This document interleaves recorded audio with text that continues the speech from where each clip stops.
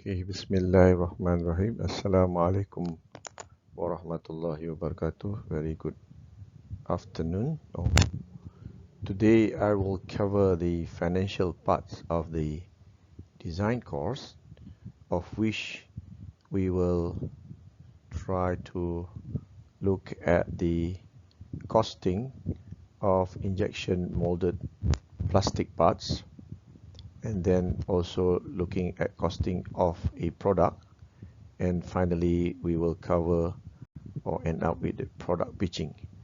I have prepared an earlier video where we have talked about the details of the costing in the business plan, and this is another video that can be used to as an additional video for you to improve your understanding and how you can do the costing and also product pitching. Okay, so I will start with the injection molded plastic parts because there was a request for me to cover the injection molded and how do we cost this process. So most of you have gone through the production engineering or production technology course where you have covered the injection molding process. So when you have parts that are made of plastics, usually these are made using the injection molding process. And injection molding process has a short cycle time of 15 to 60 seconds. It can be faster depending on the size of the product. Large products means that you need longer time to fill up the volume of the molten plastics with molten plastics. So it is a fast, intensive process where high heat and pressure are involved to melt thermoplastic and force it inside a mold. And these are made for volumes from 1000 to high number parts, large number parts, more than 100,000 or millions at very low unit cost. And as you can see, this process requires quite a number of investment because you need to have an injection molding machines to, and this is not a cheap machine, and you have to prepare the mold for the process, so it is not suitable for low volume parts. So this is an example of plastic parts, and you can see around you there are a lot of plastic casings. For example, your phone casings and your automotive parts, those are made from plastics. This is how we ensure that the parts are very low cost. The main cost is the mold, the mold which is made from metal, and depending on the plastics that is being used, sometimes if you require high temperature plastics, you have to use and precision molds. So plastic injection mold costs anywhere between the low cost one for about 400 ringgit is for a 3D printed low volume injection mold, and we will cover this a bit because most of you are making low volume products. Or you can use the high cost one, which more than 400,000 ringgit, for a complex multi-cavity steel mold for high volume production. These are special mold, very high accurate mold that is being used for high volume production. There is a lot of rules being used to make sure that the molds are correctly manufactured, because there are problems with the injection process. Sometimes you've got a process that may not produce the kind of accurate product due to the plastic nature. So the cost of the mold is the most significant fix for the startup cost in producing the machine. So we will try to avoid investing. This will create significant cost to the mold, to the product cost. So the mold cost for injection molding, where the molds are traditionally made out of metal by CNC machining or EDM, electric discharge machining, to achieve the required precision.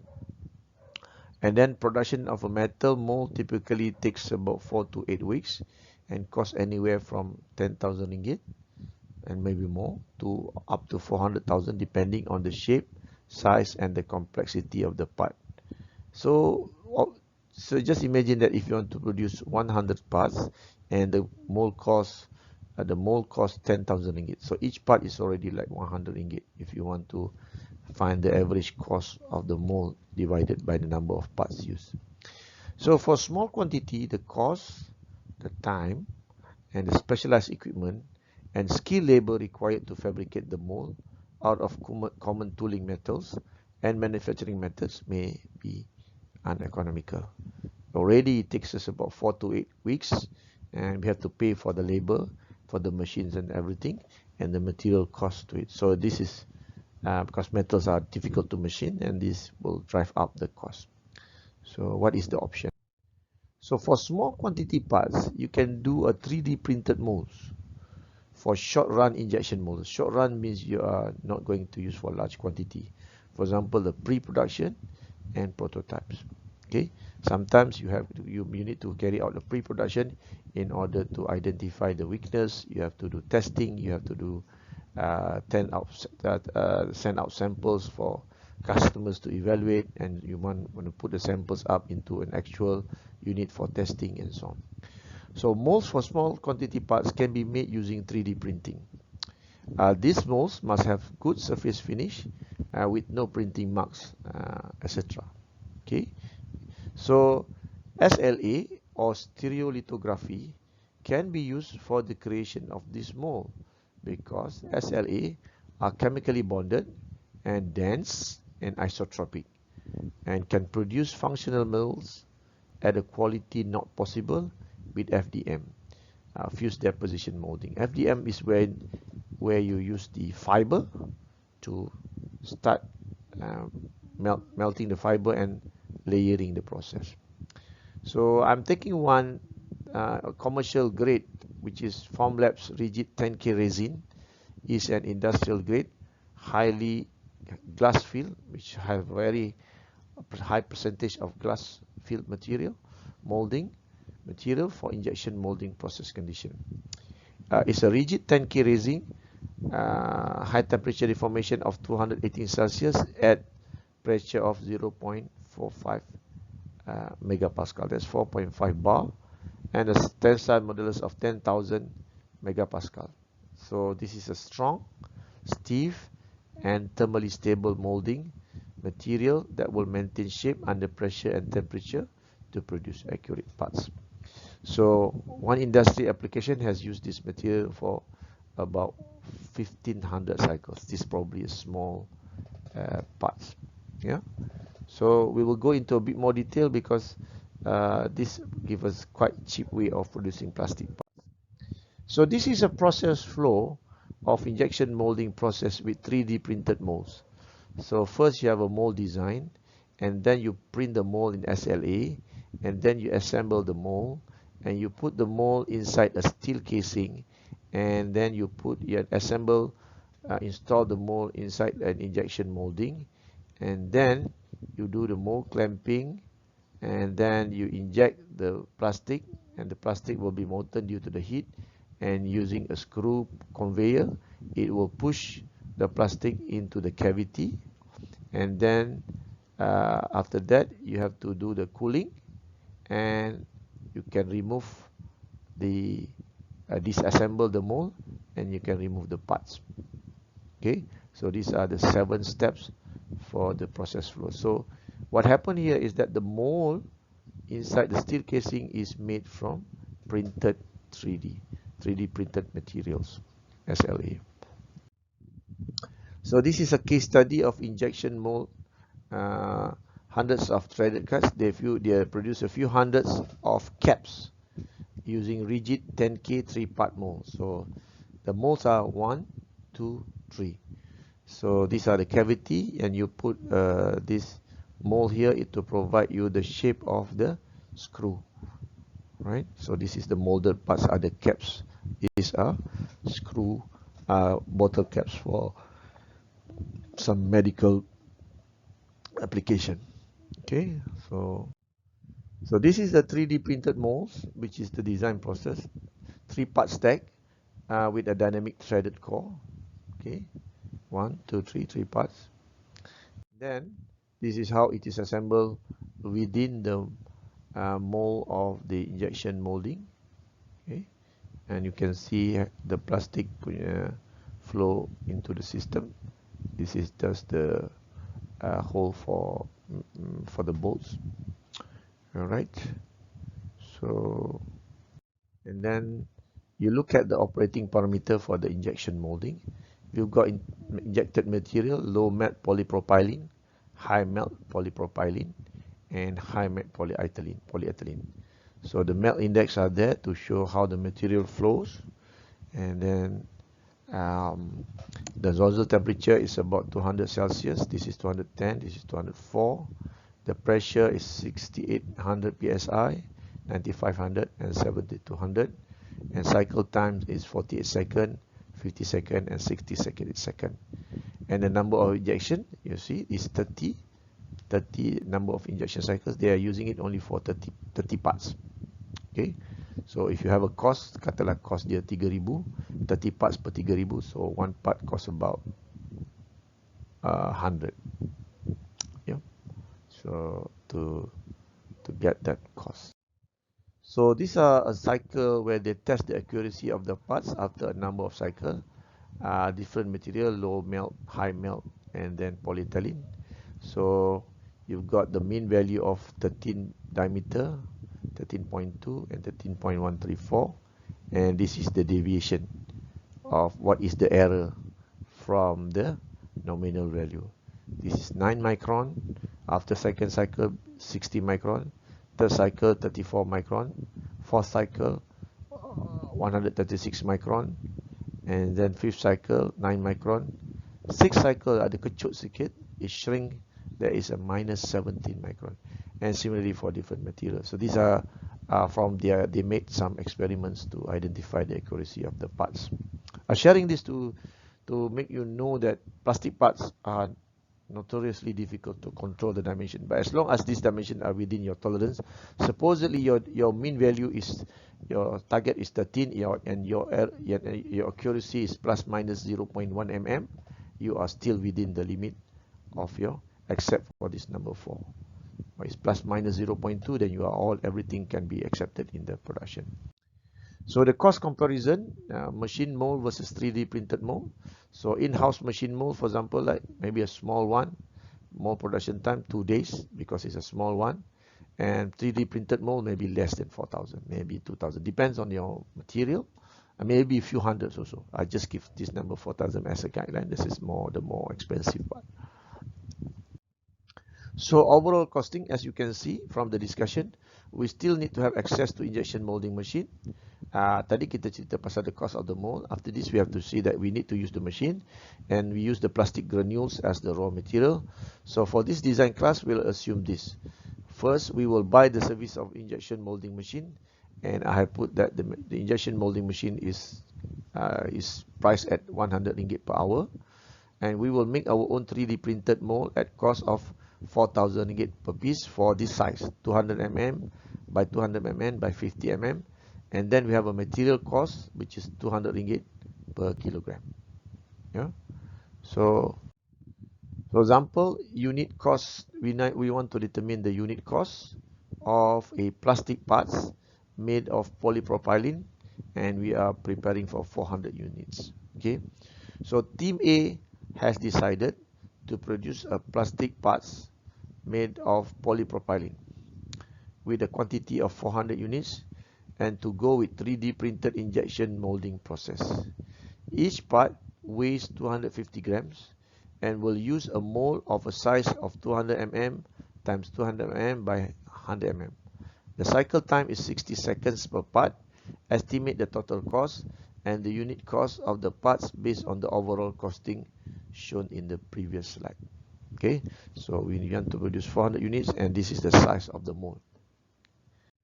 So solution, we have a total material use 400 units kali 25 times 25 gram per unit, so that will give us a 10,000 gram or 10 kilogram. And price of polypropylene, I'm assuming, is 200 per kilogram, and total material cost for 10 kilogram is 2,000 ringgit. So we are assuming also that the printing of the mold is proportional to the volume used. So our machine is 200 times 200 times 100. The baseline is 200 times 200 times 50 times RM 4,000 equals to RM 8,000 ringgit. And then rental of injection molding machine depends on the cycle time. So kita ada 400 units times 60 second per unit cycle time times 1,000 ringgit per hour. Okay, so sorry, not 100 ringgit just now, it's 1,000 ringgit per hour. So it's 6.7 hour, and it will cost us 6,700 to pay for the injection molding machine. So the total material and the process cost, because the energy and the technicians, these are all the company specify to us, so we use their machines. So it's 1 plus 2 plus 3, so it's 16,700. So unit cost is divided by the unit 400, so we have RM 41.7 per piece. Okay, so we have a costing of a plastic injection molding parts. So you see from the examples that I have prepared here, I buy all the services rather than we buy the machines. Okay, so for a business, we usually avoid large capital expenditure. For the development stage, we will buy services as much as we can with zero capital expenditure. Yeah, so we don't invest on machines or those expensive capital purchase. Yeah, so in this case, we did not buy the 3D printer or the injection molding machine. We managed to get our parts with reasonable cost of 21 ringgit 75 cent per piece. Okay, so if we were to use like maybe using metal mold, we could have spent like 40,000 ringgit, and would, you know, so, and there is no chance for us to make any more changes to the design. So this is good for pre-production or prototyping or for testing. So cost estimation for large volume. In case you are also making components or machines for large volume, i.e. for consumer product, household machines like washing machine or TV and so on. So you have to use metal mold, typically steel, tool steels and so on. So the cost for the mold will start at RM 40,000. This is the estimation used in this design class. A smaller mold, typical mold, can start from RM 20,000 and can go up to maybe almost 500,000 depending on the size. So the bigger your mold, the more expensive it is. Yeah. So use the same approach as shown earlier.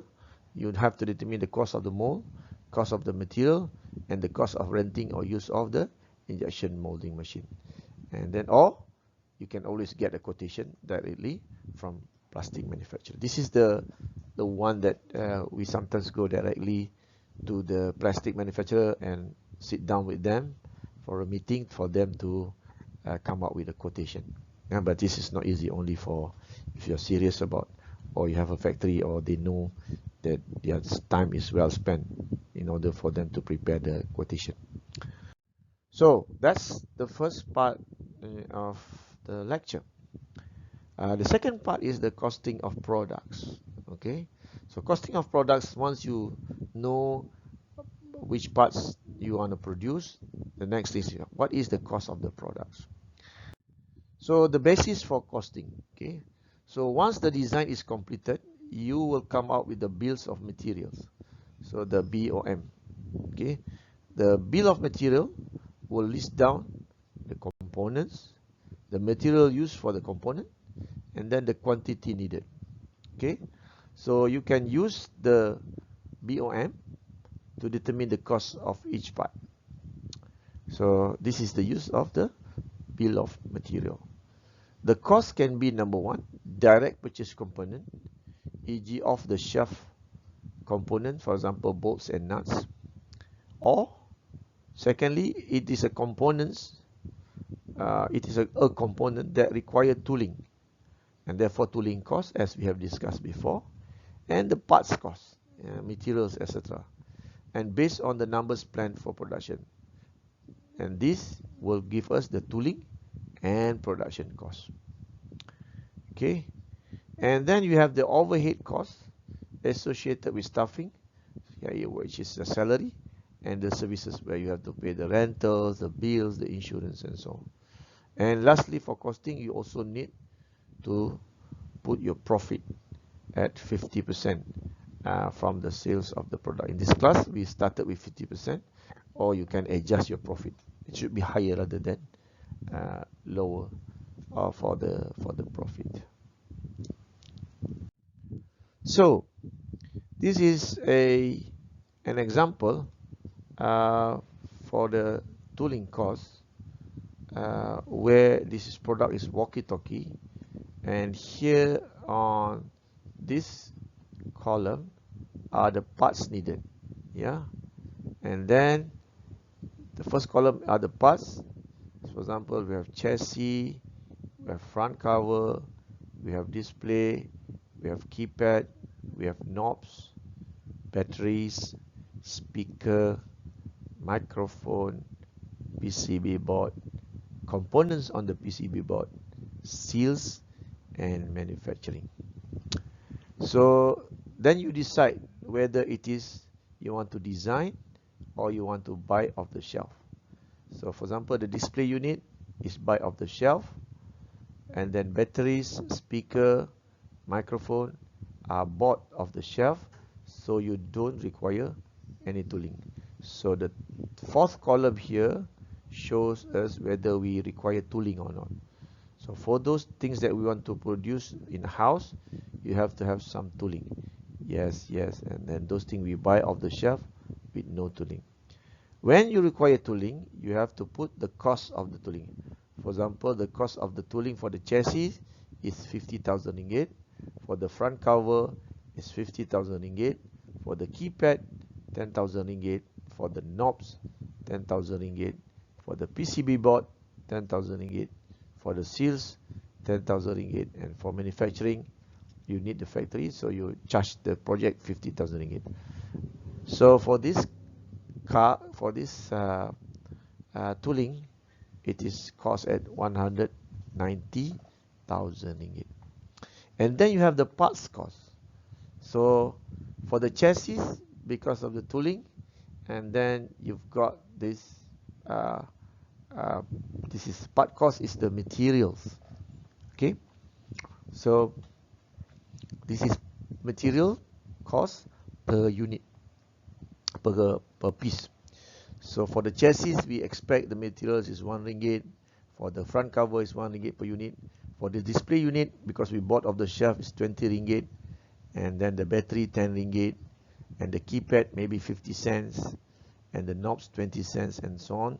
And this is the piece parts that is depend on based on the number of components. But this is the part cost. So the piece part cost is 100 ringgit 60 cents.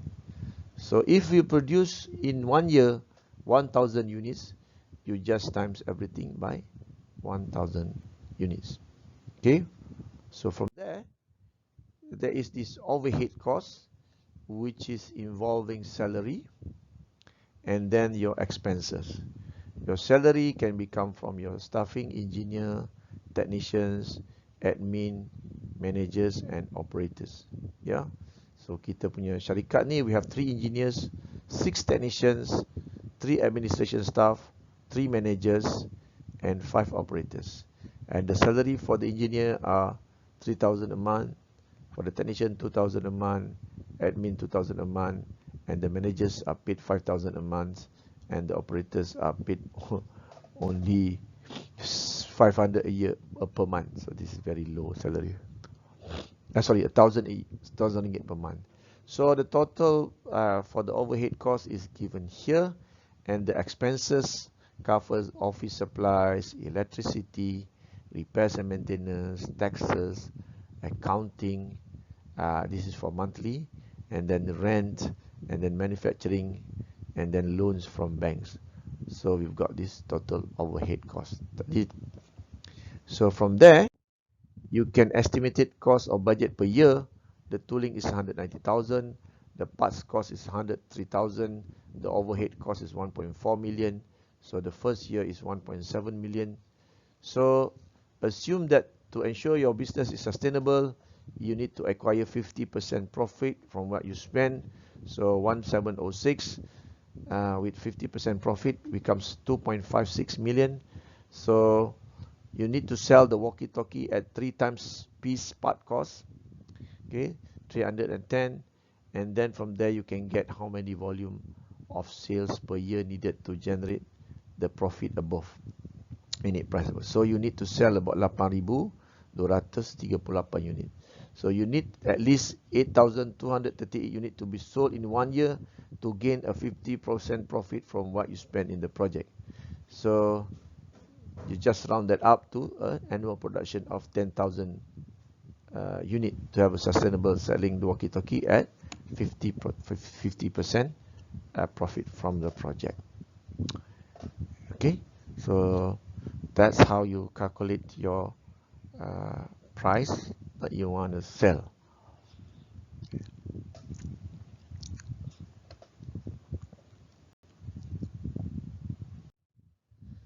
So lastly, the business pitching. Business pitching is a pitch deck or a series of presentation material, which is a brief presentation that gives potential investors or clients an overview of your business plan, products, services, and your sales growth or growth traction. And you have to communicate your ideas. This is the reason for business pitching, is for you to communicate your ideas to potential financiers in a way that gets them excited about investing in your business. A presentation that helps potential investors learn more about your business. So there is a 10 steps pitching that we will use in our class. Of course, you can use other methods. This is taken from one of the pitching website. We use that. And so the first slide will cover the introduction. You tell people who you are and why you are here. Second slides, you share with them the problems that you want to solve. The third slide is the solution that you want to solve with the problem. And number 4 is the fourth slide is market size and the opportunity. So you have to identify your market size and opportunity in numbers. Number 5 is the product. What is the actual product of your service that you are selling? Number 6 is your sales estimation, your sales projection, or the favorite term used in this area is called traction. You focus on the growth, your major goals, and the next steps of your business. Number 7 is the team. Who are the core team members for this project? Number 8, you show them who are your competitors, okay, and explain why and how you are different from your competitors. Number 9 is show that financials, how you think you can get good returns from the investment by the potential investors. Show that you have the financial knowledge to reach your goals. And number 10 is to show them what and how you're going to use the money that is being invested in your project. So you tell investors why you need, what you need from them and why. And from there, you can launch, assuming that you are successful. That's your pitching for your product. So we will use the following 10 slides as our pitching based on the earlier slides. Of course, there are other examples that you can get from the internet. Okay, this is how we prepare the. So the next one is I am doing some introduction. The introduction pitch. So introduction pitch, I will now show. This is the first slide prepared by Airbnb, which covers the introduction. And in this slide, it shows just what you're going to do. They say, let's do this. This is a pitch deck, and you book rooms with locals rather than hotels. So it really captured the message that what Airbnb want to do. All right. The next one is the problem slide. So they just say that price is an important concern for customers booking travel online. Hotels leave you disconnected from the city and its culture. No easy way exists to book a room with a local or become a host.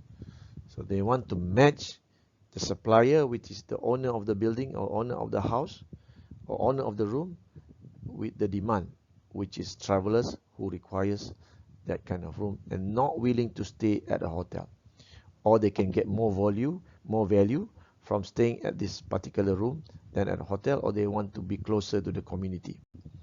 So that's the problem that Airbnb wants to solve. The third one is the solution.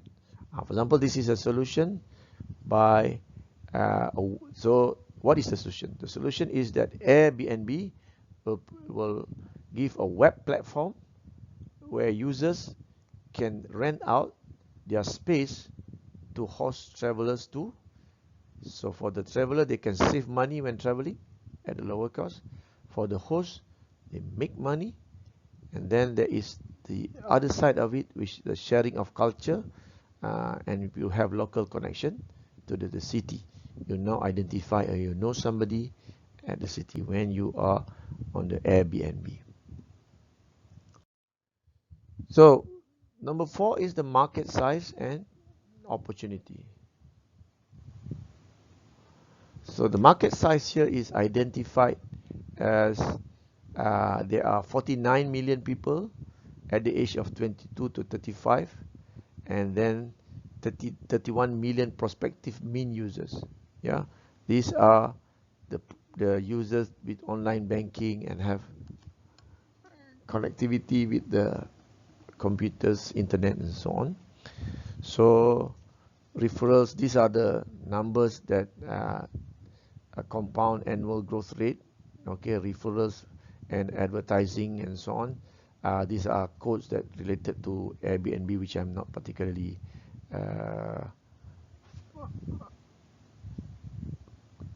related to. I can't relate this the numbers of CPA and so on. But they said that the total addressable market opportunity is 388 million, and the market will grow at about 16% compound. Yeah, so meaning that if this year's market is 388 million, next year market is 16% of 388 million. So plus that, so it will become like 400 plus, and so on. It will start to grow. So that's, you know, your market size, and you want to convince the investor that we are here for the long term, and the market is growing. So the business, the profit will increase with time. And so this is a product. This is no longer related to Airbnb, but this is the product that a tourist eye provide for best kid-friendly summer vacation. So this is a service for them for people who wants summer vacation untuk budak-budak, and this guy provide how they match this guy, and maybe some ticketing procedure, hotels, and so on. So you can take your children to these interesting places. So their product is family vacation. So number 6, this is for buffer. They show you your traction with 800 paying users, and then the annual revenue is about 150,000, and then margin is 97% margin. Ooh, that's a huge margin. And then they are targeting about 55,000 users eventually, growing 40% per month, and then they have 1.5 million updates buffered. So this is another. They show how you can you can also show your sales per year, okay, and how it grows. right? This is an example. You need to show your sales and how much it grows and maybe your profit. And number 7 is your team. So you've got people, the important ones. You don't have to include those who are not important ones. These are the guy who runs the business, the guy who is behind the technology, the creative parts, the one that prepare the websites. This is the advisor, the one that knows a lot of things about the business. And the two advisors here, Matthew Rothenberg and Bruce Livingston. So this is number 7 is the team. And number 8 is the competition. They identify the competitions. There are 3 or 4 quarters they look at: the offline translation versus the online transaction, and they look at the price, whether it's affordable or it's expensive. It's something that they put hotels.com as expensive online, and then VRBO as the offline expensive. And then there are other bedandbreakfast.com, and air bed and breakfast is a different thing. So they think that they can put themselves in the highly affordable online transaction. Okay. So financials are the income statement projection. What are the expected revenue for the next 5 years? What are the expenses, labor, marketing, hardware, office space, and you have these total expenses. And then you have earning before taxes. And then you have taxes. In Malaysia, the taxes is about 30% or 28% of the profit. Yeah. So you got the net profit that is available to your investors. These are the amount. So you see that in 2015 when they launched, they started with $78,000 profit on the revenue of 300,000.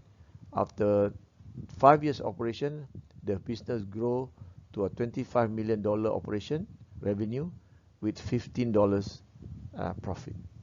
Yeah, so you just imagine the price of the stock, the share of this company goes up according to the growth usually. So these are number 9 is the financials, and I guess this is the one that people really look at, and they will question how do you arrive to these numbers. It's so easy to put up numbers, but how do we know that, whether these numbers can actually be achieved, whether this target can actually be achieved within the given time. Number 10 is the investment and use of funds. So what they are looking for, like 600,000 convertible note, and then they have 80 months of runway to work on. So they require the money to operate for 18 months before they can break even, or they get enough money from the operation to sustain themselves. They want to use that money to work on product market fit, customer development, early marketing efforts, and profitability. And they plan to raise further round in 12 to 18 months to turn up the heat on marketing. If they can show that the traction is good, the sales are good, they can raise another B rounds for that, so that they can get more money to expand the business. So finally, you put your contact here so that people know who's in charge. So here, Eduardo Severin from the Facebook, so that people know who to get in touch with when you have finished your pitching. Yeah. So I've covered the injection molding, which I thought an interesting part, where you can use 3D printers as your mold to cut costs. Good enough for your initial low run or prototyping pre-production. And then we have covered the production cost, and you can see from the bills of materials you can produce your costings, and finally from your costing and your profit projection you can prepare your pitching, product pitching. I hope you have benefited from this lecture, and don't forget to watch the earlier video. There's another video regarding how we break down the cost based on operation. That is a bit more detail on the overhead expenses. Okay, I hope you can concentrate more on your design, and read more on this, because I think it's the most interesting part of the engineering education is the design, where it is very much interlinked with your business proposals and the ability for you to translate your knowledge into some profitable product. Thank you very much. Selamat berbuka puasa. Assalamualaikum warahmatullahi wabarakatuh.